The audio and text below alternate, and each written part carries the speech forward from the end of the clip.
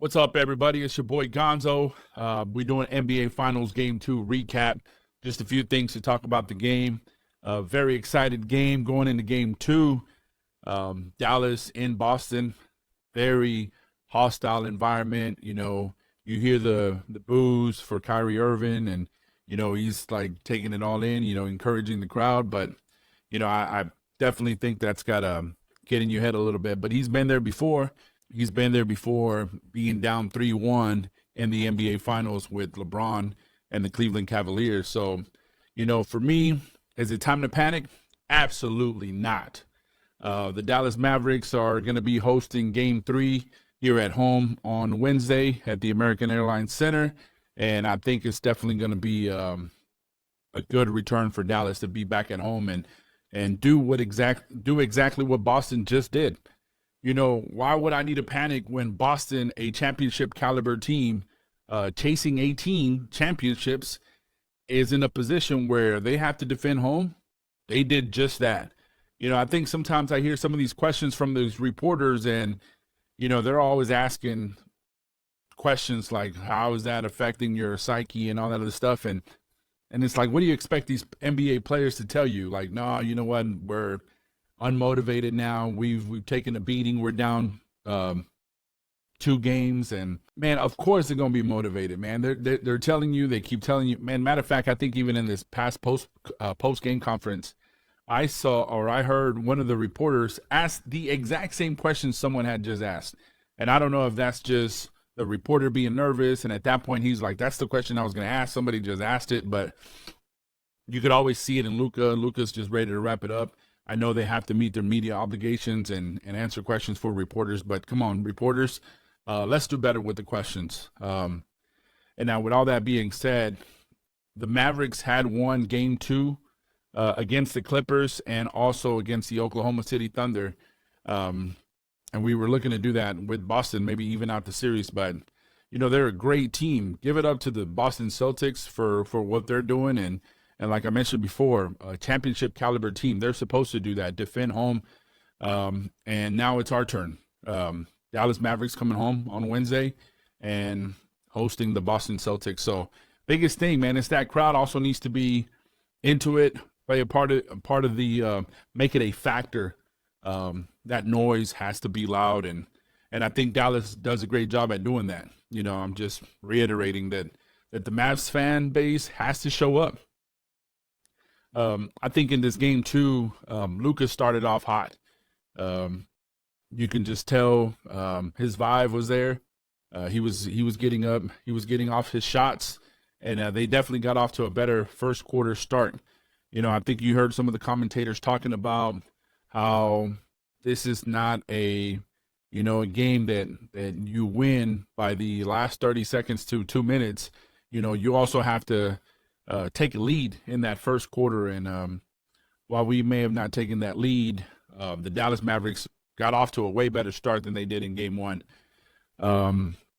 They had asked J.J. Redick what was the success for the Mavericks during this playoff season or during this playoff run. And one of the things he mentioned was the alley-oops to Gafford and Lively. And I think the Boston Celtics had done a good job at limiting that, and we got to see a little bit of more glimpses of that. I think they were feeling a little bit more comfortable. You were definitely able to see that with the final outcome of 105-98. We were still a bit short, which I feel like the adjustments will continue to happen, the improvement will continue to happen, and Jason Kidd will have a game plan to hopefully win Game 3 and even Game 4 and even out the series as we head back to Boston. There was a screen that I definitely want to commend Josh Green for doing. It was within less than 4 minutes to go on Drew Holiday. He set up Luka for a 3 to make us up. He set up Luka with the 3 to put us up 18-14. I think that was a great screen.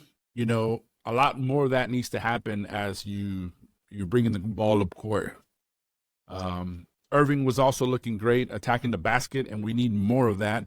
I think he needs to remain consistent and driving the lane and getting into the paint and finishing off with those layups. So that was pretty good for Kyrie. It was also good to see the Mavs get a lob from Luka to Derrick Jones in the second quarter. It's definitely what we need. They have been talking about the Dallas Mavericks not getting off that lob game where they have the alley-oops, the quick alley-oops, the good looks, and I think being able to see Luka with a lob to Derrick Jones Jr., that was great. It's going to build up that change in momentum, and the Mavericks definitely needed going into Game 3. Luka was definitely feeling it on the second quarter. I thought he was looking good, getting off those three-point shots, one-footers. It's a tough shot, man. You talk about Luka Magic. He's a wonder of the world. You're watching this young man, 25 years old, I believe, and he's out there showing a display of just complete dominance out there. But we definitely need Kyrie Irving to continue his support to Luka, and also the rest of the bench.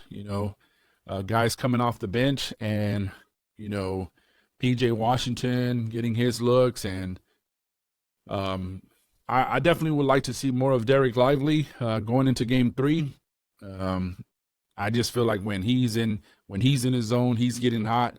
The Mavericks are rolling are going in all cylinders. So Lively getting his first point and in the third quarter at 7 minutes and 30 seconds. Definitely, as I mentioned before, I would love to see him more involved early.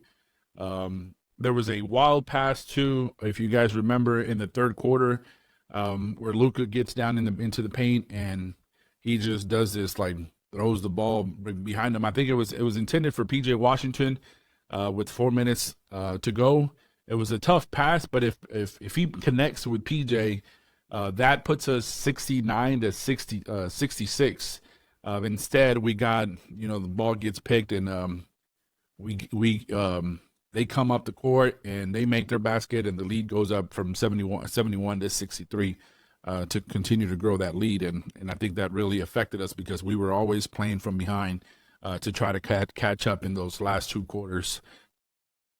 The Peyton Pritchard's three at the end of the quarter definitely caught us off guard. I think it was Derrick Jones that was on him. You hear talks about how he practices that. He's seen that scenario where he wants to make that shot. He banked it off the glass, and sometimes those shots go in. I think Jason Kidd in post-conference, he's been talking about this is the game of basketball, right? Sometimes those shots will go in and sometimes they won't.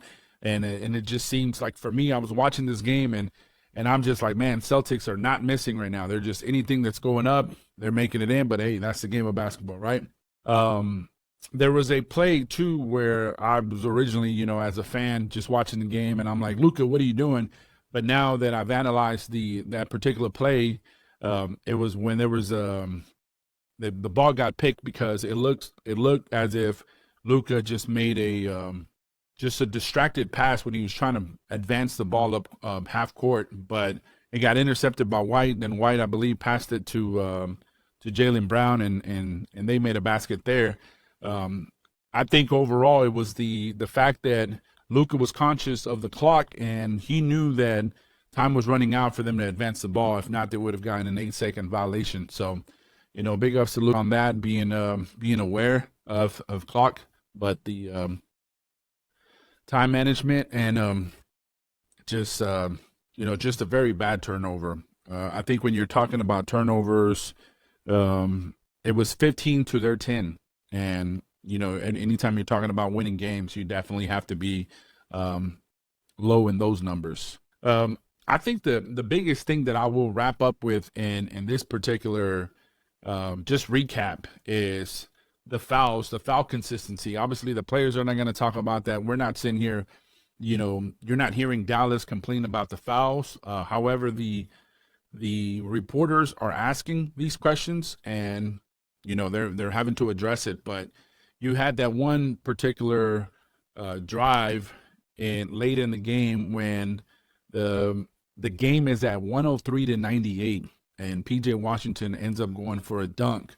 and you have Jaylen Brown, and you can go on X or formerly Twitter, you can go out there and you can look up that play, and you will see that Jaylen Brown's left hand would happen to be all up on PJ Washington's back, as if he's almost pushing off to even get a block. Not only that, Derek White's coming off the right-hand side, and the commentators is like, oh, it's a great block. But if you just happen to see the first contact, it's all hand. But again, the officiating has to be consistent on both ends. If you're calling them for the Mavs, call it for Boston as well, because I feel like if that foul gets called at that particular moment, you take that 103 to 98 down to 103 to 100, and potentially a +1 if he gets the foul, makes the basket. And I'm talking about a hypothetical here. At this point now, you would have essentially still ended with a 103 to 100 lead for Boston, but there was no foul called. So then the ball gets pushed onto the other end. Jaylen Brown makes the basket, and at that point now you're looking at 105 to 98, and ultimately then that ends up being the final score. So I think that was a crucial missed foul, and I think you definitely have to call that. I either call it or call it for both ends, or if not, just let them play. If physicality is something that they're going to let for Boston, then also give it for the Mavs too when they're making contact and things like that. So hopefully going into Game 3, we'll see a little bit more physicality. I think the Dallas Mavericks have been looking for that as well from everyone else, and hopefully back at home they will feel a lot better, and hopefully the game crowd, the fan base shows up and shows their support for the Dallas Mavericks as they look to up the series 2-1 and maybe finish it out 2-2 even out the series before we go to Boston. All right, everybody, check me out. Make sure to subscribe to the channel. It's your boy Gonzo signing off. Yep.